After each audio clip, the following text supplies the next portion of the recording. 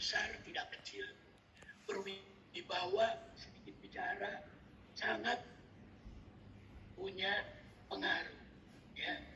Nah, saya sempat berkenalan ketika kecil. Ya. Jadi beliaulah yang menciptakan nama. Ya. Yang di dalam bahasa Sanskerta karena kita terpengaruh daerah Sunda. Namanya artinya cermin dari keperwiraan tanda pramuka. Beliau sempat menulis buku yang diterbitkan oleh Forking, penerbit Belanda ya di Bandung. Sejak itu semua adik-adiknya yang laki-laki memakai nama Kanta Prawira. Kalau yang perempuan seperti Waiwi dan BN atau BMI karena mengikuti nama dari suaminya masing-masing. Ya, Kang Pampam tadi dan Bu Heri dan Mbak Iwi ya. Jadi adik-adiknya juga bisa mengikuti beliau bersekolah ya, keluar dari Cimurah Calincing Garut ya. Sejak kakek kita bersama, buyut kita bersama, Raden Haji Mukhtar itu beranjak sepuh, terus tak lama kemudian wafat. Anak-anaknya yang masih relatif belum dewasa, yakni ketika itu ya Om Iyeh Kanta Prawira, Om Atang Kanta Prawira, sareng BN atau BNI ya istrinya Om Imam Kartawidaya mulai dititip-titipkan di Bandung gitu ya kepada kakak-kakaknya yang sudah pada bekerja begitu.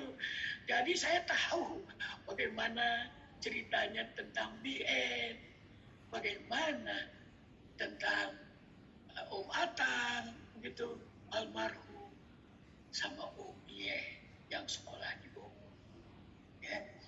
Nah, demikianlah sejarahnya ya.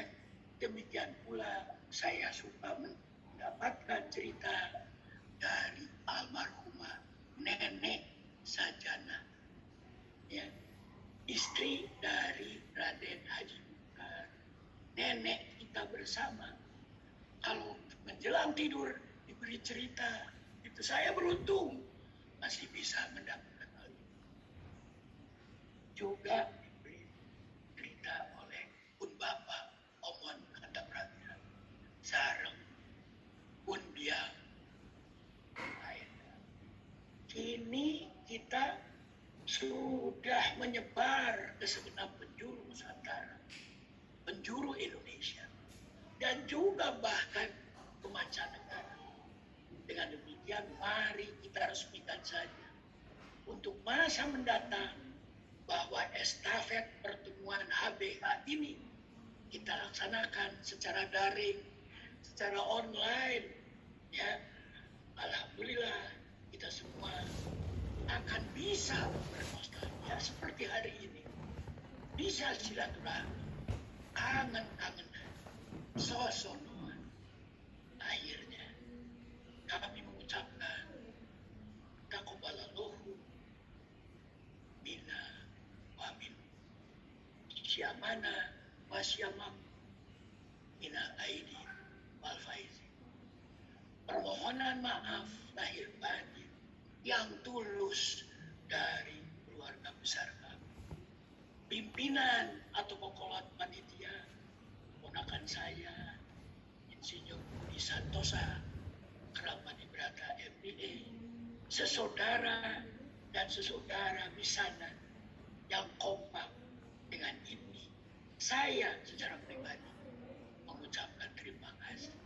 Estafet sudah berlangsung. Ya, dan ini niscaya selama diizinkan akan terus berlanjut. Hatur nuhun. Wassalamualaikum warahmatullahi wabarakatuh. Waalaikumsalam warahmatullahi wabarakatuh. Terima kasih Aki Rusadi atau yang biasa dipanggil Aki Edi atas sambutannya yang luar biasa. biasa ya, yang benar-benar menjelaskan dari lapisan pertama sampai lapisan akhir. Ada pesannya juga untuk lapisan-lapisan seperti lapisan boomers di keluarga Raden Haji Muchtar, terus generasi milenial, generasi alpha, dan juga generasi pertama di jajarannya Akhedi atau Akhir Sadi. Benar-benar ini ya, kalau kata zaman sekarang tuh thoughtful banget gitu sambutannya. Terima kasih, insightful banget Akhedi, terima kasih sambutannya. Semoga acara halal bihalal pada hari ini bermanfaat untuk kita semua yang join di dalam Zoom kali ini dan bisa menjalin silaturahim yang lebih dekat lagi. Begitu kita lanjut ya ke acara berikutnya, yaitu tausiah dari Dr. Ustadz Aam Amiruddin, suami dari Tante Sasa, Esa Agustiana, dan putri dari Ruskandar Kanta Prawira, dan Ibu Mustika Ningrum, juga cucu dari Raden Haji Omon Kanta Prawira. Mohon seluruh partisipan memperhatikan tausiahnya karena akan menjadi bahan kuis ronde pertama dengan hadiah jutaan rupiah. Menarik ini.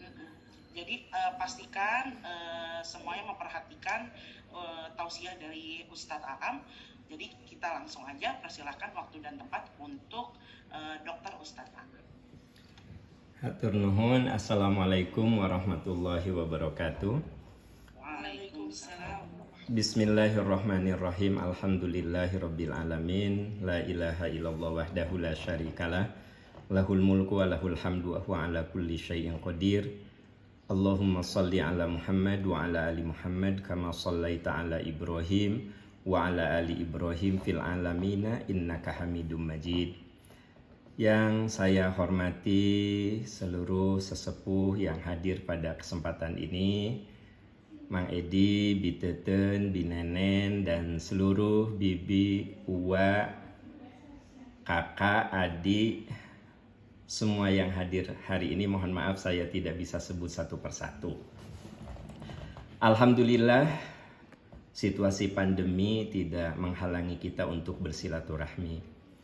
Betul, kalau tidak salah 3 kali halal bihalal kita lakukan melalui online. Semoga saja situasi pandemi makin membaik sehingga kerinduan kita untuk bertemu tatap muka mudah-mudahan tahun depan bisa terwujud. Bapak Ibu yang Allah muliakan, kalau kita lihat di dalam Al-Quran ada 3 model keluarga. Ini kan ada 4 model keluarga. Ini kan silaturahmi keluarga besar. Nah, keluarga besar itu kan terdiri dari unit-unit keluarga. Kalau kita lihat ada 4 model keluarga. Pertama, ada yang keluarganya seperti Nabi Nuh. Nabi Nuh itu orang soleh luar biasa. Tapi oleh Allah diuji. Istri dan anaknya tidak soleh. Sangat mungkin dalam kehidupan ada orang seperti itu. Suaminya soleh, tapi anak istrinya tidak soleh. Yang kedua, keluarga Firaun. Ya. Firaun itu orang yang tidak soleh, tapi istrinya sangat soleh. Sampai doa istrinya Firaun, yaitu Asiyah, terekam di dalam Al-Quran. Robbibni li indaka baitan fil jannah. Ya Allah, beri saya istana di surga nanti. Asiyah itu berada di istana, tapi dia bilang, saya lebih menginginkan istana Allah di surga nanti. Nah, ini keluarga Firaun. Yang ketiga adalah keluarga Abu Lahab. Tabat yada abi lahabi watab. Nah, di situ ada kalimat wa mra'atuhu hammalatal hatab. Abu Lahabnya menjadi tokoh keburukan, istrinya juga sama. Jadi suami istri ini berada di jalan keburukan. Nah, yang dijelaskan di Quran ada surat Ali Imran.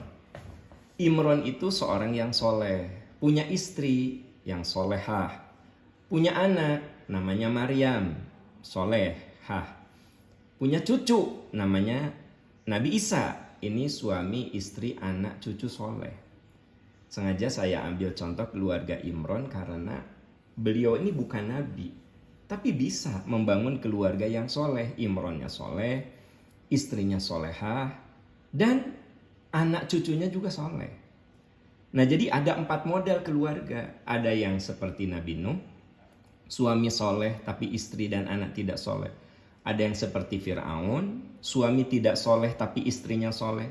Ada yang seperti Abu Lahab, ini kompak dari ketidaksolehannya. Dan kita semua berharap keluarga Haji Mukhtar yang hadir saat ini, anak, cucu, cicit, dan seluruhnya itu bisa membangun keluarga seperti Imron. Suaminya soleh, istrinya soleh, anak cucunya soleh.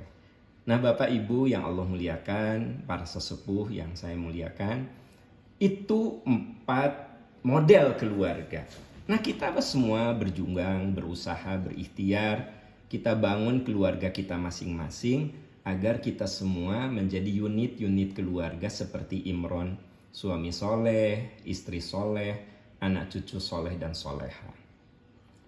Bapak Ibu yang Allah muliakan, nah yang menjadi dasar pembahasan pada kesempatan ini adalah surat yang tadi dibacakan begitu indah.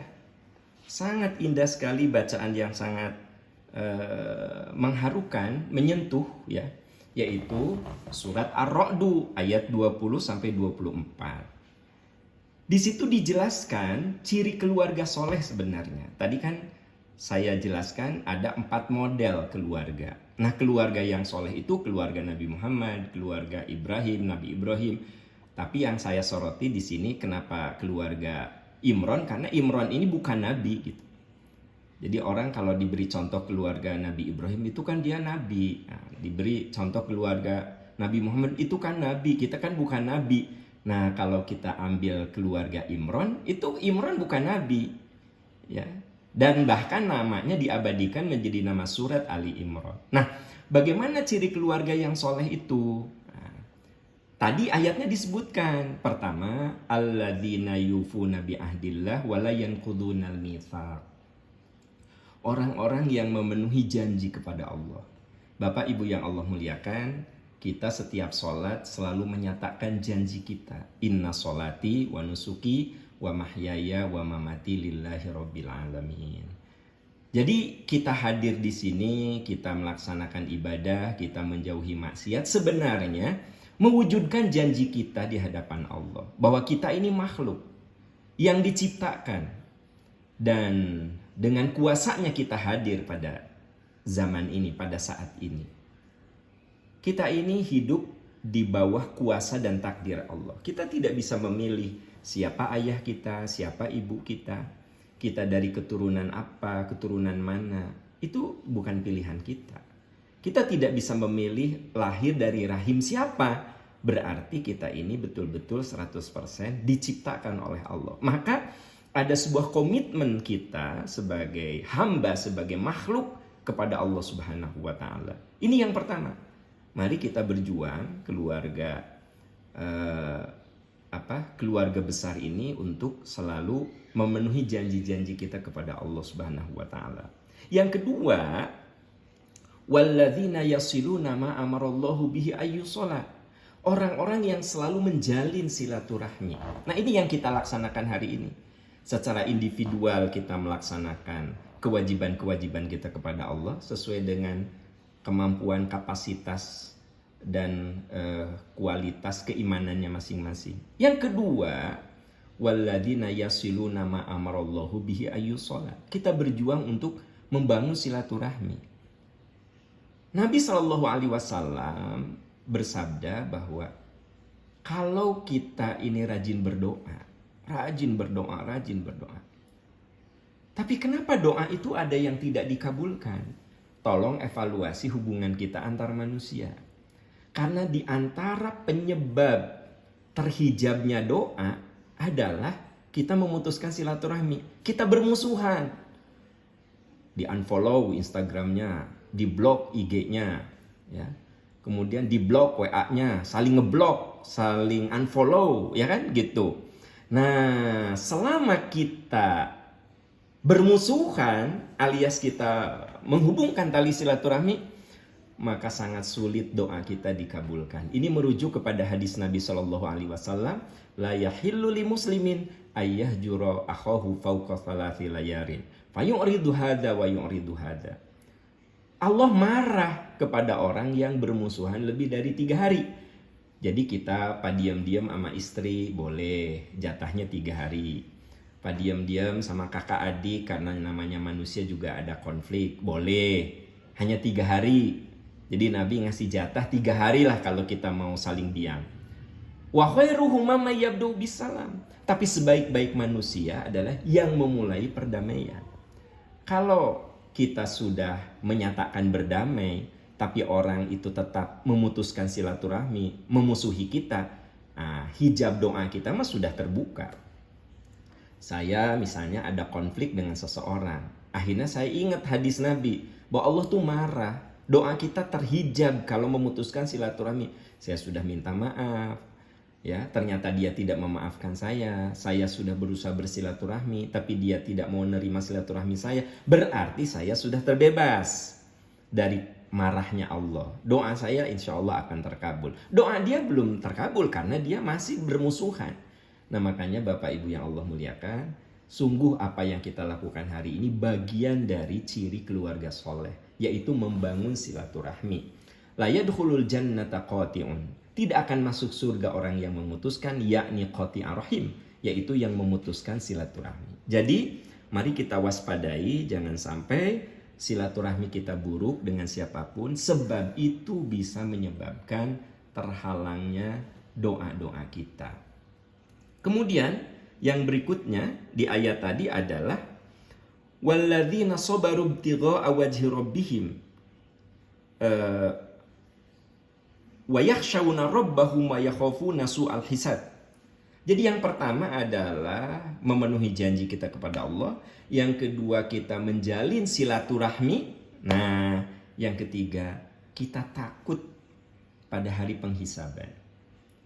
Bapak Ibu yang Allah muliakan, kita ini nanti akan menjadi orang yang paling egois. Bahkan kita tidak akan peduli dengan anak kita, dengan orang tua kita.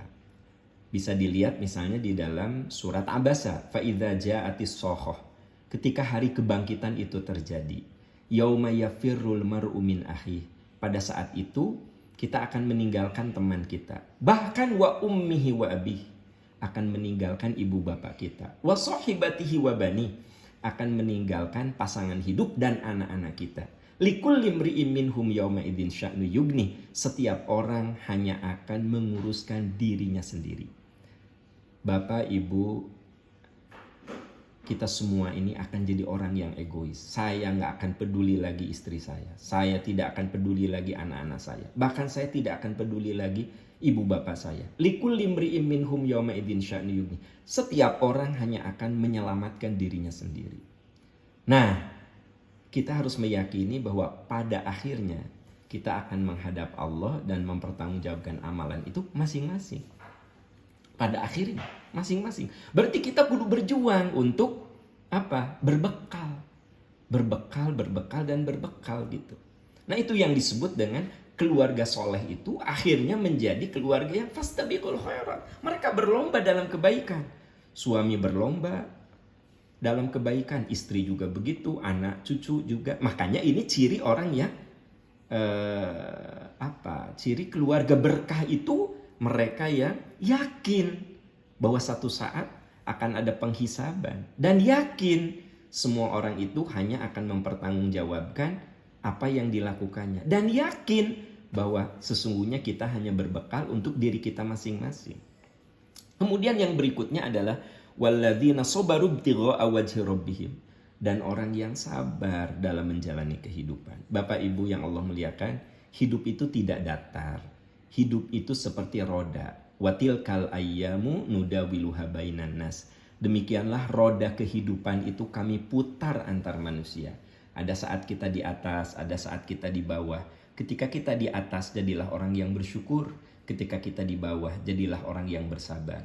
Sabda Nabi, ajaban li amril mu'min. Sungguh mental orang beriman itu hebat. Kapan hebat? In asobathu sarra'u syakara. Kalau ditimpa sesuatu yang menyenangkan dia syukur. Wa in asobathu dharra'u sabara. Kalau ditimpa sesuatu yang tidak menyenangkan dia sabar. Orang-orang yang bersabar mengharap keridhaan Tuhannya. Wa aqamus salat, dan mereka mendirikan salat. Wa anfaqu mimma razaqnahum sirra wa alaniyah, dan mereka berbagi menafkahkan hartanya baik sembunyi-sembunyi atau terang-terangan.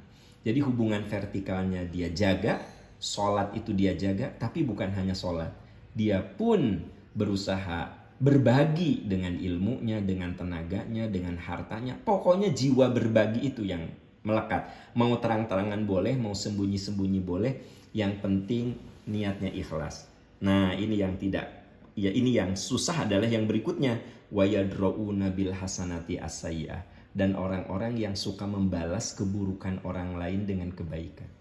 Ini kalimat yang sangat mudah diucapkan. Yang membalas keburukan dengan kebaikan, orang pelit balas dengan dermawan, orang dendam balas pemaaf, ya kan? Orang julid balas dengan apresiasi, kan gitu. Kalau bicara itu gampang, tapi melakukannya susah. Membalas keburukan dengan kebaikan. Nah, Bapak Ibu yang Allah muliakan, apabila ciri-ciri tadi, kita mau memenuhi janji kita kepada Allah, kita menjaga silaturahmi, kita takut kepada hari penghisaban, kita sabar dalam menjalani kehidupan, kita tegakkan sholat, kita rajin berbagi kebaikan, dan kita balas keburukan dengan kebaikan, ulaika lahum uqbaddar. Bagi mereka itulah tempat kembali yang baik. Apa?